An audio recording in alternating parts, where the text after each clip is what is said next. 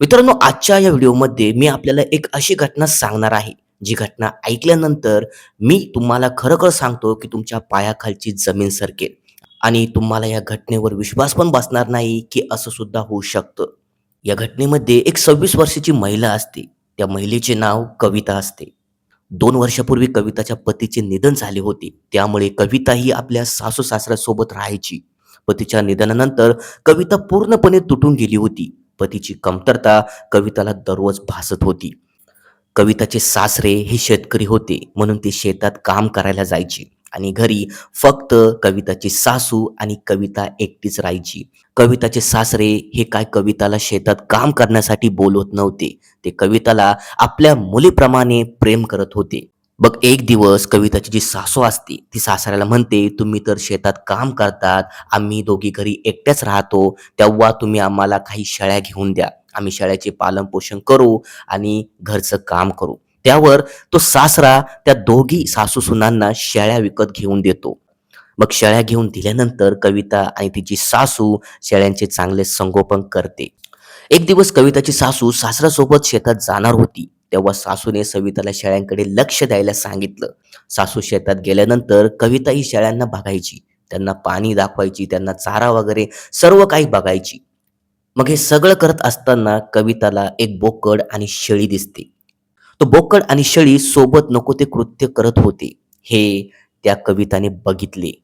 तिला त्या दोघांना बघून आपल्या पतीची आठवण येऊ लागली. कविताला तो बोकड आणि ती शेळी बघून तिच्या मनावर काही ताबा राहिला नाही. कविताने त्या बोकडला जवळ बोलावलं.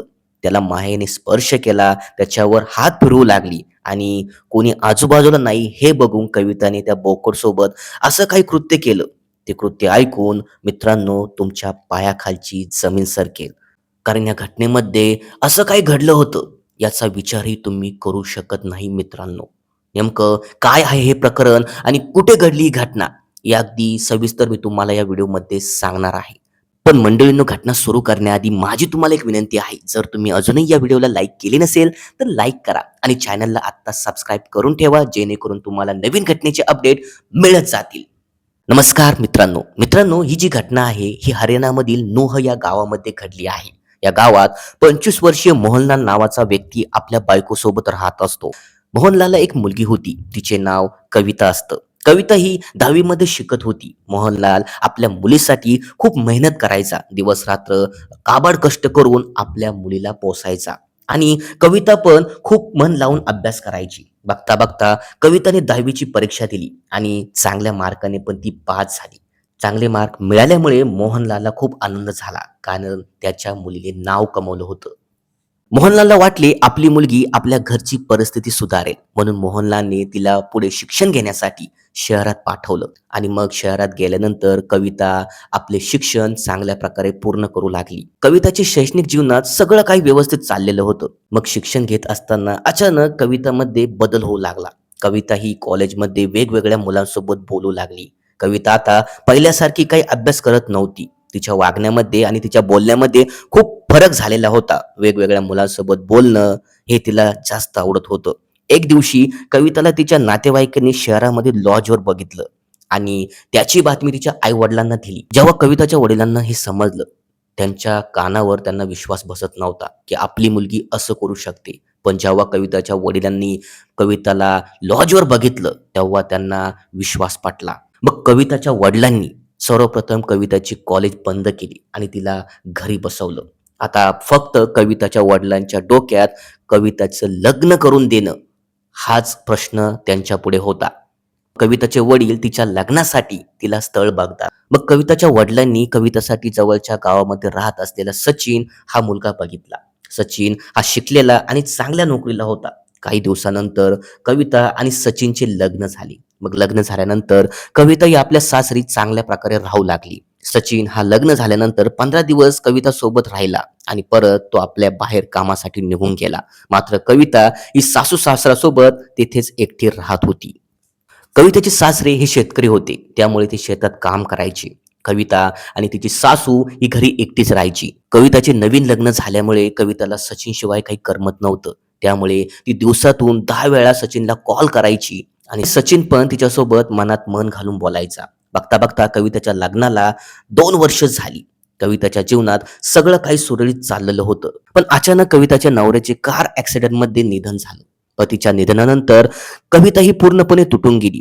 कारण जवानीमध्ये तिचा नवरा गेला होता आणि ती विधवा झाली होती. मग विधवा झाल्यामुळे कविताचे माहेरचे लोक तिला म्हणायला लागले, आता तू विधवा झाली, तुझा नवरा नाही, तर तू माहेरला. पण कविताने आपले माहेरच्या लोकांचे बोलणे ऐकले नाही. ती सासू सासऱ्यासोबत सासरी राहू लागली. पण सासरी राहत असताना कविताला सचिनची खूप आठवण यायची. कविताच्या सासऱ्याला कविताला बघून खूप दुःख व्हायचे. ते तिला दररोज धीर द्यायचे. पण वेळेनुसार कविता ही सचिनच्या दुःखातून बाहेर आली आणि आपल्या 2 मुलांची संगोपन ती करू लागली. कविताचे सासरे हे शेतात जायचे आणि घरात फक्त कविता आणि तिची सासू राहायची. मग एक दिवस कविताची सासू कविताच्या सासऱ्याला म्हणते, अहो, आम्ही दोघी सुना घरी एकट्याच राहतात, आम्हाला काही काम नाही जास्त, तुम्ही एक काम करा, आम्हाला शेळ्या घेऊन द्या. आणि शेळ्या घेऊन दिल्यावर कविताचे मन पण रमून जाईल आणि तिला चांगले वाटेल, ती कामात गुंतून राहील. तेव्हा सासूचे असे बोलणे ऐकून तो सासरा त्या दोघींना शेळ्या घेऊन देतो आणि मग त्या दोघी सासू सुना शेळ्यांना बघतात, त्यांचे संगोपन करतात. मग शेळ्यांचे पालनपोषण करण्यात कविताचा पूर्ण दिवस निघून जातो. मग एक दिवस कविताची सासू तिला म्हणते, मी शेतात जाऊन येते, तू घरी राहून शेळ्यांना चांगला चारा वगैरे टाक, त्यांच्याकडे लक्ष दे. तेव्हा सासूचे तिने बोलणे ऐकले आणि मग सासू शेतात गेल्यानंतर कविता ही शेळ्यांसोबत आपला वेळ घालू लागली. मग शेळ्यांना ती पाणी दाखवू लागली, त्यांना चारा घालू लागली. पण याच दरम्यान कविताची नजर त्या शेळ्यामधील असलेल्या एका बोकडकडे जाते. तो बोकड एका शेळीसोबत नको ते कृत्य करत होता. त्या बोकडला बघून कविताला आपल्या पतीची आठवण येऊ लागली. तो बोकड एका शेळीसोबत शारीरिक संबंध करत होता आणि हे बघून कविताला तिच्या मनावर ताबा राहिला नाही.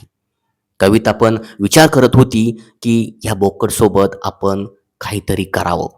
मग कविताने आजूबाजूला बघितलं कोणी आहे की नाही, माणसे वगैरे.